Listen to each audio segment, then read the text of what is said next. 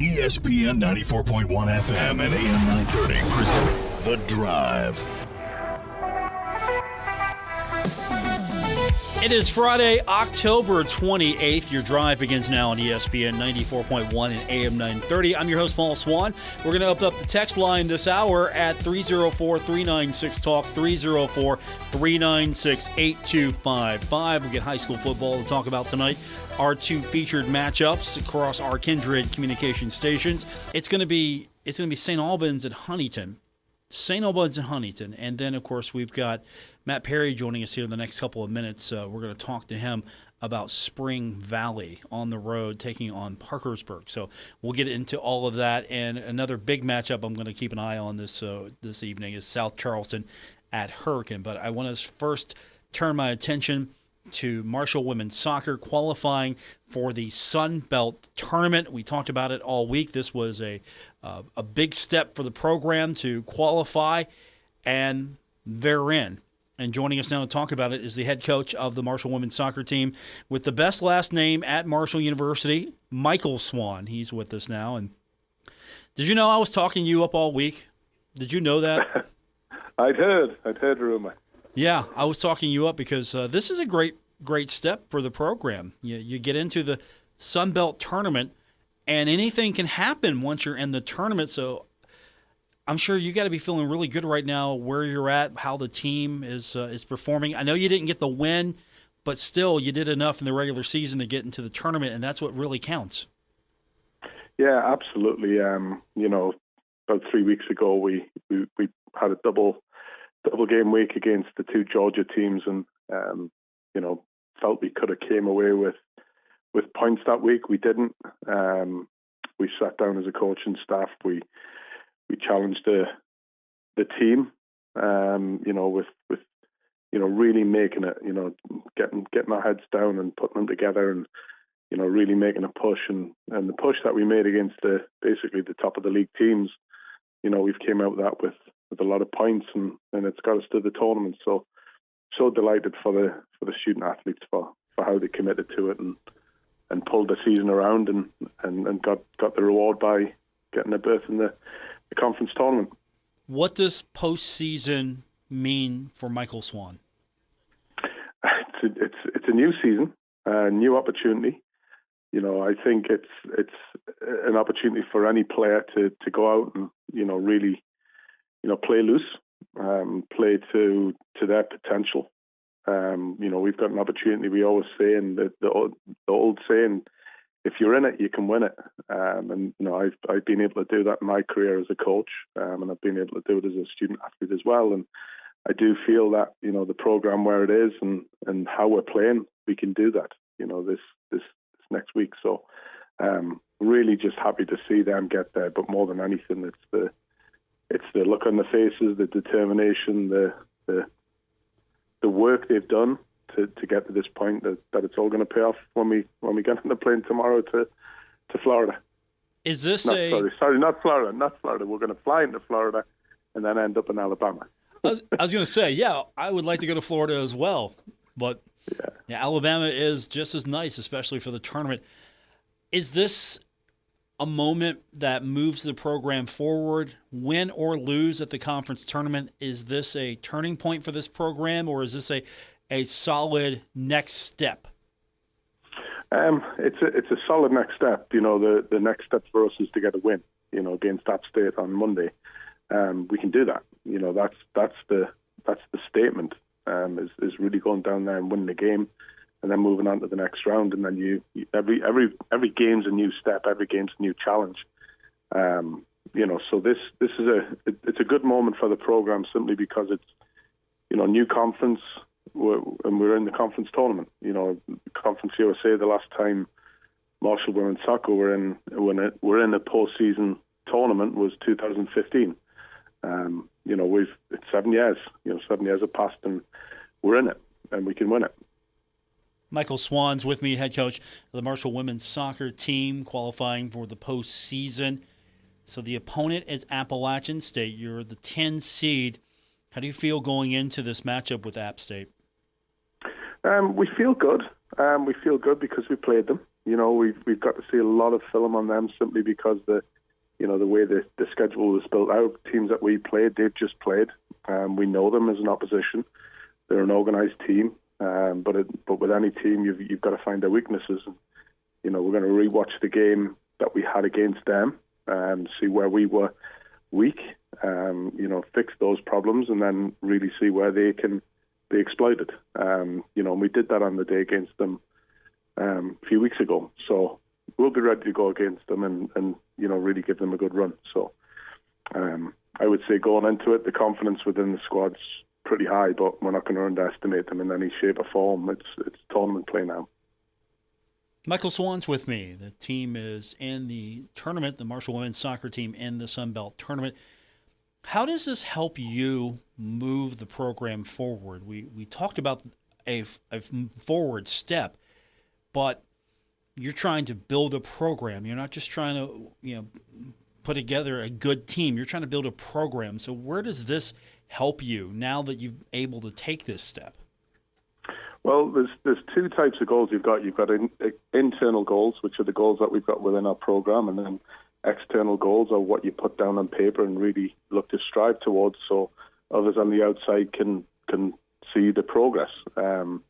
Internally, the progress that we've made, with the program this season is just getting them to really believe that they can bounce back and they can get in winning positions, qualifying for a tournament. So, for our goal setting, what we did this season, we put down realistic goals and, staggered them out, what the process is to get to that goal. We're not going to shoot for the lofty heights. And, this was one of the big ones that they had is, day one in preseason, the folks that spoke to the players and the administration, what's your one goal? And the goal was go to a conference tournament, so we've reached that internally. Externally, everyone can now see, wow, they're making progress, but, it's not just about the external goals. It's what we've been doing within the four walls and how they've been performing. And, now the program knows what it can do, reach its potential, go up against the top teams in the league, get points, win games. And, we're taking that down to Foley. Does this make your team pretty dangerous, knowing that you have nothing to lose, everything to gain? 100%. I mean, we've that's kind of how we approached it. After the losses against the Georgia teams was, what we got to lose, go out and play. We're playing JMU at that point, top of the league, and 1-1, a game that could have went either way. We've got players in our squad that are just dynamic, explosive, players that can unlock a back four, and then players that can really make it physical. And I think we're seeing that now within our team. Is you're a very dangerous team when one you're going into something fresh and you're the underdog, but at the same time you're going into something where you're really playing well. You've got to be feeling good about yourself and your chances. Michael Swan's with me. He's going to Florida, then to Alabama to play in the Sun Belt tournament. So you've been in Conference USA for a while. You know how Conference USA is run, how it's put together, how the postseason works, tournament, all of that. How would you compare so far your run in the Sun Belt? And I know you still have to have the tournament experience, but how has everything compared to Conference USA to now to the Sun Belt? Well, it's very similar. I mean, it's coming. This season came down to the last kick of the game. Almost with some of the games that were getting played around the league, and not just our game, but every position in the the 1 through 10 standings or 1 through 14 standings. Everybody was moving during those 90 minutes of play. We saw that at the same time with times in Conference USA when someone's crowned a champion in the 89th minute, and somebody goes out in the 89th minute, to a goal or whatever it might be, a tiebreaker. It ever changes, and that's the beauty of what we do in women's soccer and men's soccer, and we've got a system with 3 points, and 3 points for a win, 1 point for a tie, none for a loss, and the dynamics into that are you couldn't even imagine the scenarios that we were looking at, going into the game. We just focused on our team, what we needed to do, which was win. secure ourselves. Obviously, didn't get that on the night, and then you fall back to seeing what other teams are doing in the league. So it's rewarding, but it's not on the 90 minutes. It's on the 10 games that you played, and that's why we're going to the tournament. Do you like how this league is organized? Top to bottom. It seems like Conference USA, was really good at soccer, but it feels like the Sun Belt being new to it again in men's soccer, but being a little bit more seasoned in women's soccer, it feels bigger. Is that a fair evaluation of Sun Belt soccer on the women's side? Yeah, I think there's a lot of parity in our league. The teams that we weren't crowning a champion that was someone who's won it in the past. It was Georgia Southern team who came from middle of the pack a year ago and kind of rose to the top this year. So there's a lot of parity in our league, so it makes it exciting. I think what we've got to do as a league and as coaches is really galvanise that and challenge ourselves to maybe go and challenge other conferences that we're up against or there or thereabouts, and get some wins against them, and then it puts you in a much higher RPI seeding as a conference, and that's what we're striving to do. We've talked about that as a group of coaches, and we want to continue to keep progressing the league. Michael Swan's with me, so any send-off party, anything going on here, or just business at hand, straight off to Florida, then to Alabama? Well, we're still in Norfolk. Still in Norfolk. Okay, so you're smartly traveling. Then you're just going to leave from there. Yeah, we're going to leave straight from here. Just leave straight from here, head to Pensacola, and then drive across to Foley tomorrow. But what I've heard in the text messages and the pictures that I've seen from folks around town, people having watch parties. My neighbourhood had a watch party. They've got one going on Monday. Halloween night, to see the student athletes play. I know people all over campus, the text messages, the support have been amazing. But a big point, and this is something that I really want to strive and thank a lot of people for, is we played a lot of home games this year, and we've been to a lot of places throughout the season, and there's nothing that touches the support that we get at Hoops Family Field. I think we've averaged over 500 people in the crowd per game.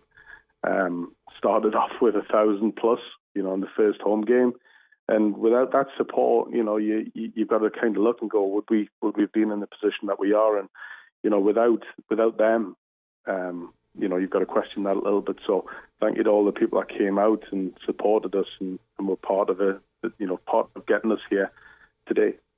How does that help sell the program when you're out recruiting? You compare Marshall to other programs, and you maybe look at win-losses, and it might not be where you want it to be. But then you mention something like that. How does that help? How does that compare when you go out there recruiting to a kid who's trying to decide? When we recruit and we talk to our parents and soon-to-be student athletes, we talk about how special Marshall is and how much support that we've got. And, there's not many places around the country that have got the passion and just the love for the university.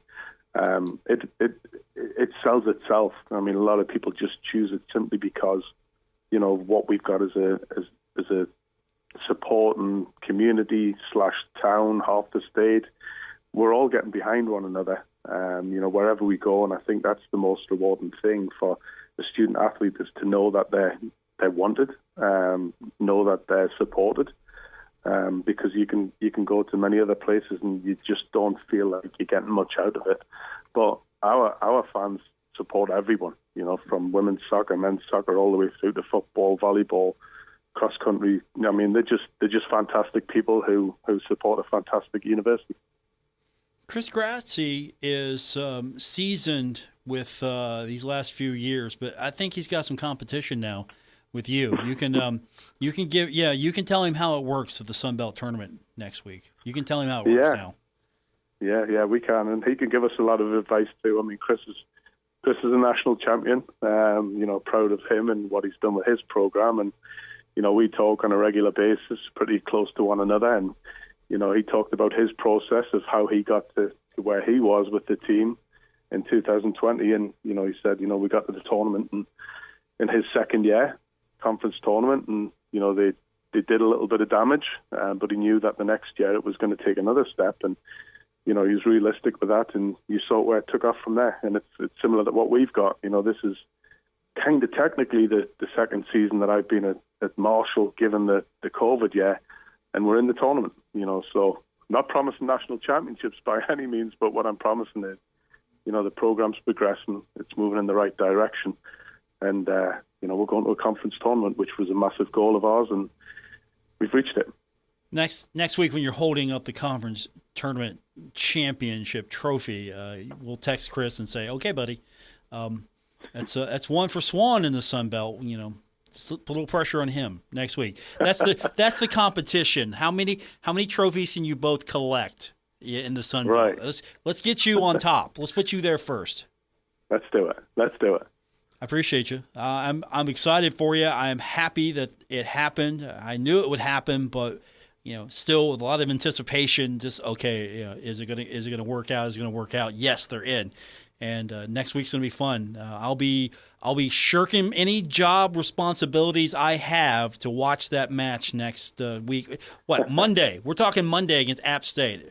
It's a 5 o'clock local time, 4 Central, I believe. Yes, that's correct. And believe it's on ESPN Plus. I think every game's streamed by the Sun Belt, which is amazing. Because in the past you haven't been able to follow games. So please tune in, please follow us, and root us on. That means no one's going to tune in to me Monday, because at 5 o'clock, 5 p.m., they're all going to be watching you on Monday, and I'm okay with that. That's fine. They cannot tune in on Monday. Watch you instead. Well, watch the student athletes. Watch our players. They're the ones that will win it. We'll just throw a ball out there and watch them go. I'm just going to sit here and watch. I'm going to watch it while I'm on the air too on Monday. I'm just going to have it up here on the computer, and I'm just going to highlight what's happening. Just talk about. I'm going to talk about you the entire hour, since everyone is going to be. You know what? I might just turn the radio station off for an hour, because nobody's going to listen to me on Monday. It's going to be all about you and your student athletes in your program. Everyone's going to tune in. Absolutely. And if they don't, shame on them for not doing it on Monday. Yeah, I mean, not many things like this happen on a Monday. Monday Night Football, and that's about it. And we've trumped them this Monday coming. Yes, sir. You know what? In Monday Night Football, I appreciate also that you get your match first, because Monday Night Football is the Bengals and the Browns, and I'm a huge Bengals fan. So I get to watch you and your team, and then I get to watch my team. So my pro team, my NFL team. So I'm all set. I appreciate that. Thank you. Absolutely. Good talking to you again. I appreciate you every time you come on. Let's do this here in a few days, talking about a championship, because if you advance on Monday, you will be playing at 2:30 p.m. Yeah, 2:30 p.m. against South Alabama. So hopefully I get to talk about this for a few days. Awesome. Can't wait for it. Have safe travels. We'll talk to you soon, and good luck, and bring us a championship back. Thanks, Paul. Michael Swan. Appreciate him coming on the program today. We're going to talk high school football later on. We'll have here in a short bit Matt Perry. We'll talk Spring Valley with him. Later on in the second half of the show, we will talk to Christian Palmer and Woody Woodrum for tonight's matchup between St. Albans and Huntington High, our Kindred Digital Game of the Week. We'll talk about that when we continue with this edition of The Drive on ESPN 94.1 and AM 930. We're taking Paul Swann everywhere. Download or subscribe to The Drive with Paul Swann on Apple Podcasts, Spotify, or wherever you get your podcasts. We continue on with this edition of The Drive on ESPN 94.1 and AM 930. High school football across the tri-state and abroad. Seasoned traveler Matt Perry joins us now. Spring Valley taking on Parkersburg. Yeah, we're good. It's a journey, isn't it, to go to Parkersburg? That's not that bad of a trip. What, 2.5 hours up, 2.5 hours back? Roughly, yeah. It took us about 2 and some change. Should have a good following tonight from the Spring Valley faithful, I hope. Spring Valley always travels pretty well, and so I would figure there's going to be a good amount of Valley fans up here. We're on our way to the stadium right now, actually getting ready to pull up to it from what it looks like. And so it's a big game. I mean, Valley fans are going to be on pins and needles because of the loss last week. Valley's got to win out for home playoff games. It's just that simple. And so these last two games become paramount. Do you think we'll see the best football yet from Spring Valley now that there's a little urgency on the outcome of the game? Well, it's been so odd because their best football has been the beginning of the year. They have massive wins over Huntington and Hurricane, and then it seems that they hit a lull, which was punctuated by a senior night loss to GW last week. And so you would hope, if you're a Valley fan, that they can end the season the way they started it. 8-2 is nothing to sneeze at, obviously. If they win out there 8-2, they're definitely going to have at least one playoff game at home, and that has to be the goal at this point.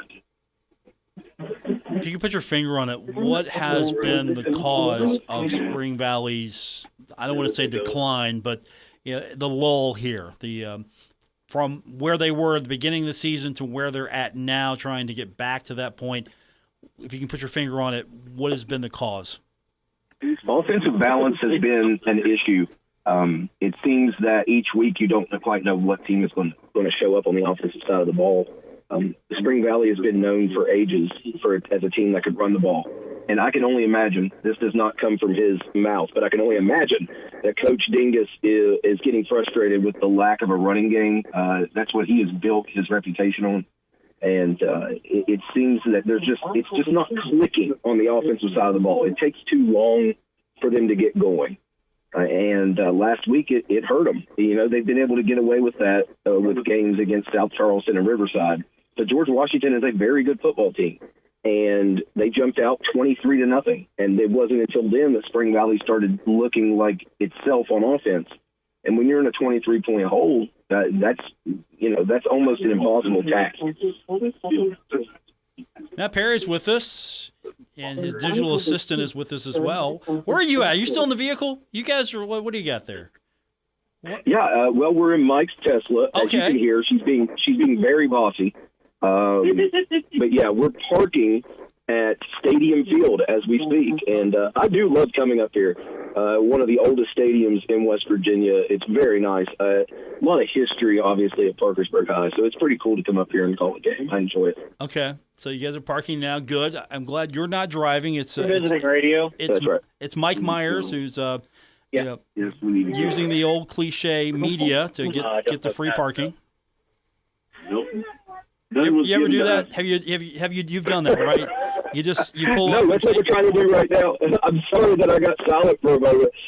Bill's incredulously telling these people that we're with the radio station, and so we're trying to. Well, that's how it works. You just roll up like you own the place, and you roll the window down, and you go media.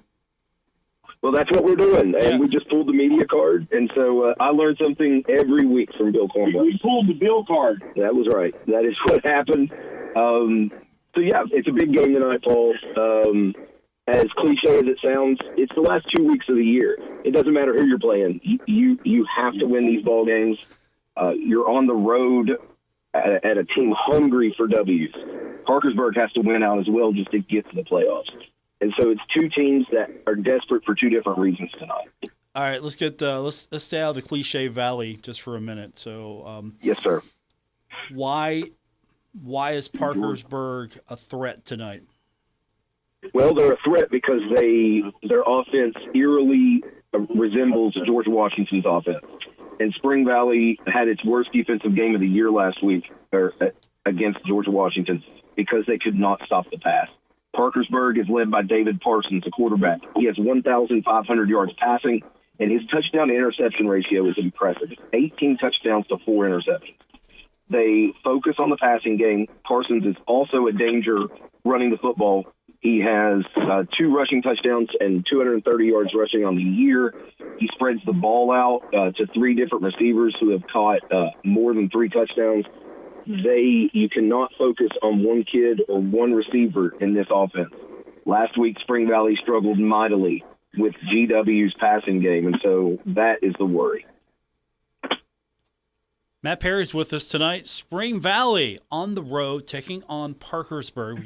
We have that game for you on our sister station, 92.7, 98.5 The Planet. As cliche as it must sound, it is a must-win tonight to try to assure at least some home field advantage in the first round, maybe the second round. Good news here is it's Russian roulette now with Martinsburg, so yeah, no worries there. No worries there. It's Russian roulette for everybody. Yeah, I mean, that's not even as much as Spring Valley does not want to make that trip. No team does. It's more about wanting to solidify your place, not worry about where you have to go, not worry about things out of your control. And so you went out, you're 8-2, you're guaranteed that first home game, and then you never know what's going to happen. There might be an upset, and then you get back-to-back home games. You have all of these opportunities that are open to you. But if you start off on the road in the playoffs, that's where you're staying. And that is a big ask for any team to start off all of their games on the road and have to take care of business without any home games. That's a tough ask for any team. The good news is you might get points tonight. Huntington is taking on St. Albans. For sure, yep. South Charleston at Hurricane. That's another bonus point, yep. And next week, you're guaranteed some points. The big one. And again, that's why I love having Mike with me, because he does all the math. He says almost everything, if Spring Valley wins out, almost everything hinges on the Hurricane and Huntington matchup next week, and I believe University and Morgantown. And so those are two games that Spring Valley fans, as long as Spring Valley takes care of business, that's going to have a huge sway in what spot Spring Valley gets in the top 16. Okay. But again, Huntington Hurricane next week. There's some opportunity there. There's some point opportunity there. And according to Mike, if you're a Spring Valley fan, you want the Redskins to win that game. Okay, why, according to Mike, before I shut this conversation down, why? Because with the way the bonus points work, again, I might just put him on the phone with you right now, but how the bonus points lay out, it is actually advantageous to Spring Valley it's minuscule, but it's advantageous because of the wins that they have and the wins that Hurricane would have for Hurricane to beat Huntington. Okay. So it gives Spring Valley a better seed. Thus guaranteeing Huntington will win next week. I'm just telling you. I'm just telling you because you know why. You know why? Because now that's a thing. That's a thing now. So Huntington is competing against Hurricane and Spring Valley next week. There's so many games like that. Yeah, that's the cool part about being in the media. I don't have to worry about did I make this team up? Oh, we're going to fire them up. I'm just talking, from the media standpoint. As Spring Valley fans, you're definitely going to want to watch that game next week. Okay. For sure. Okay. Oh, we'll have math with Mike next week, but tonight it's Spring Valley taking on Parkersburg on 92.7 and 98.5 The Planet. We'll talk to you soon, buddy. Have fun tonight and enjoy the road trip back. I know you're looking forward to it. I'm so excited to drive home late tonight. I'll see you later, buddy. Have a good one. All right. That's Matt Perry. When we continue, Christian Palmer, Woody Woodrum, Huntington High, St. Albans, here on ESPN 94.1 and AM 930. This is The Drive with Paul Swann on ESPN 94.1 FM and AM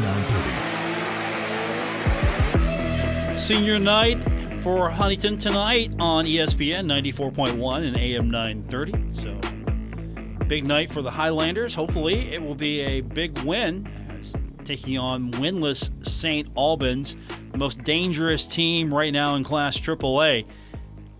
And joining us to tell us more about it, Christian Palmer and Woody Woodrum. And, of course, as is just highlighted, senior night. So that means it's going to be a long night, lots of pageantry, lots of long walks on the field with family. Yeah, this game should get underway at, 9:30 tonight? You know how these things go. Well, you hope that it goes fast, because last year Huntington was up 49-0 at the half. And the St. Albans coach, now, of course, there's a new coach now, but the St. Albans coach agreed to just go to 4-minute quarters and the third and fourth quarters. And Paul, I honestly, I will tell you this straight. I think Huntington could score 150 points if they wanted to tonight against St. Albans. They won't, but they could. Yeah, I don't disagree with you, Woody. You know, you mentioned it as well, Paul. An 0-8 winless St. Albans team that has really struggled all season long. Had a great chance last week to get their first win, fell just short. But man, they've got a tough stretch at the end of the year. Huntington, then Spring Valley next week. No doubt. I mean, Paul, they, it's a brand new coach, Willie Washington, and takes over, and he's in his first year. And he's got, I believe, about 7 or 8 seniors, about the same amount of juniors. But he does have about 40 freshmen and sophomores. And I'm sure he's trying to build with that group for the future because, there's not much where to go. And honestly, I was glad for Carl Lee last week. Got his first win, but St. Albans, it's just they're undersized a little bit. They have a pretty good running back and a fair quarterback in Eli Samples, who is a junior. They've also got Andrew Thomas, who played against Ripley in the game I watched. But Little John has 460 yards rushing this year. That's number 8 in the MSAC, but there is a long road to hoe there. And, you go back in this program, at Christian, their last winning season, according to my research, was 2007, I think, or something. That seems abnormally long ago. Yeah. Or 2012, they won the state championship, so 10 years ago. But then after that, they had a couple seasons. A couple years ago, they were 4-6. But they have been, the entire Kanawha Valley is being ravaged by the chemical plants leaving, the jobs going out. That's where all the people moved first, was Cross Lanes, Nitro, St. Albans, as they moved out of town in the 60s. And now those people are moving out because there's no jobs for their kids, maybe inherited the houses. And it's tough for those small towns up in the Kanawha Valley. Let's focus on Huntington tonight, since St. Albans maybe not the opponent you want to really test yourself, but you still got to be aware of because they can play loose. You probably know that you're the number 1 team ranking-wise, and that means a lot if you can keep that ranking. So how does Huntington High minimize the pressure tonight and stay focused to win this one? Well, you have to focus on the game first and foremost. Yeah, senior night is special for a lot of reasons, not just the players, but their family. But you have to treat this like work. We're got to focus in the first half. Yeah, take a break midway between and, celebrate because it's a special night. You think about this when you're growing up as a kid, eventually get to play for this team, and it's finally happening, and then it time runs out so short, but you have to stay focused, obviously, and I think one of the biggest recipes to a win, Paul, is just for the Highlanders to continue their great offensive attack. Over 40 points in every game this season since the season opener against Spring Valley. Okay, let me re-ask that. How do they stay focused then? I mean, yes, they have to be focused, but how do they stay focused knowing that they should win this easily, but then again, that's not how it works? Billy Seals plays one at a time, though, and I mean, it's so cliche for coaches to say that, but he's got the kids to buy into it, and there's only about 8 seniors that are actually probably going to be able to play. There's a couple of injuries and whatnot on the roster, but, what they did last week was more amazing than anything they might have to do the rest of the season. They had the flu all week. Well, it was the second week. And Deidrick Graves missed one game 2 weeks ago, and then it spread like wildfire, like flu does on a team. And they had to take Robbie Martin, who got about a half of the Thursday practice at center when Will Elk was so sick. He left during practice last Thursday and went home. They moved Wyatt Atkins up to take the left guard position and moved Tyrus Mayo over to the left tackle where Robbie usually plays because Elk couldn't play. And I mean, Robbie Martin probably moved his stock up a bit. Oh, yeah. He didn't have one bad snap on offense against a good Midland team that comes right up the middle after you. He blocked well, and he snapped the ball well. Carson Carter had to take the long snapping. He's the brother of special teams coach Cody Carter, and he did so well, he's going to be the long snapper for the rest of this season. He's another senior. So, you see some seniors stepping up on this team. And the senior who makes it all happen is Gavin Locko, and he is very much a Christian, a guy about focus on the game at hand. Oh, yeah, it certainly is, and he was absolutely fantastic again last week. 3 touchdown passes, just 7 attempts, and also rushing for another touchdown. He's shown all season long that he has great dual threat ability, and that's why he's getting the opportunity to play at the next level. And it all starts with your quarterback, and when your quarterback is focused and coming into the huddle, all right, guys, here's the call. It's time to execute. That's where it all starts. Christian Palmer, Woody Woodrum, they'll have the call coming up tonight. We'll have it here on ESPN 94.1 and AM 930. And don't forget our Kindred Digital Sports Game of the Week. So you can go to our Facebook page, ESPN 94.1 Huntington. You can find that. Or if you follow several of our Kindred Communications Facebook pages, you can find the game that way as well. Gentlemen, have a great one tonight. We'll talk to you soon. That is Christian Palmer and Woody Woodrum. Then we'll have the call, and, of course, you can listen to it right here at all times on ESPN 94.1 and AM 930. And, of course, if you're heading to Marshall Exhibition Basketball tonight, take your radio with you. You can listen to our game as you watch the Thundering Herd in exhibition play tonight against Charleston. And tomorrow it'll be Marshall facing off against Coastal Carolina. Homecoming will conclude with the 7 o'clock kick against the Chanticleers. We will have that game beginning at 4 o'clock with our pregame coverage, and we will take you all the way to kickoff and then all the way back to the end of the game, postgame included.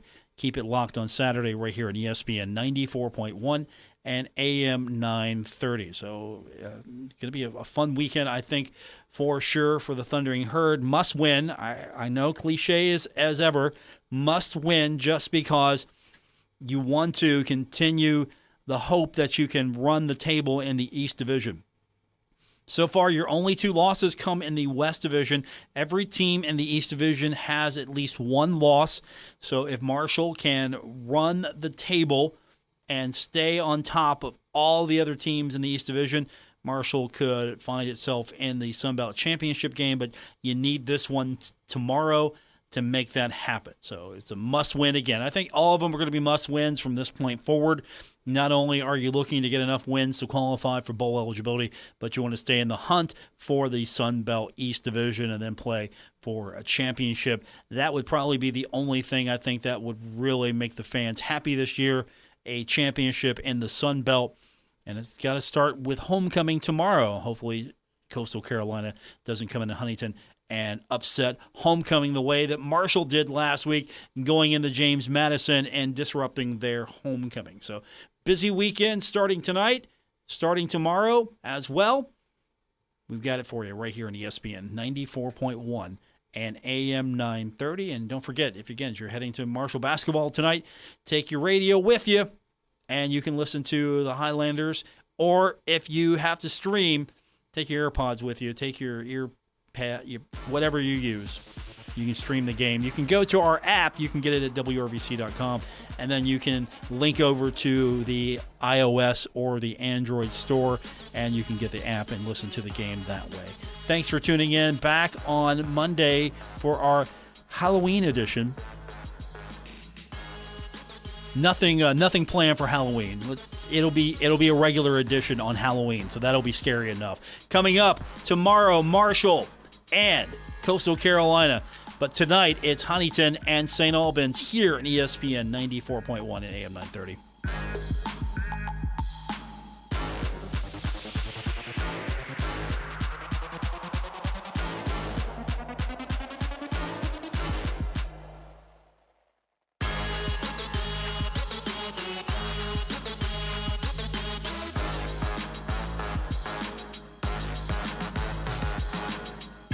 WRVC Huntington, W227BS Huntington, your flagship home of the Marshall Thundering Herd and The Drive with Paul Swann, ESPN 94.1 FM and AM 930.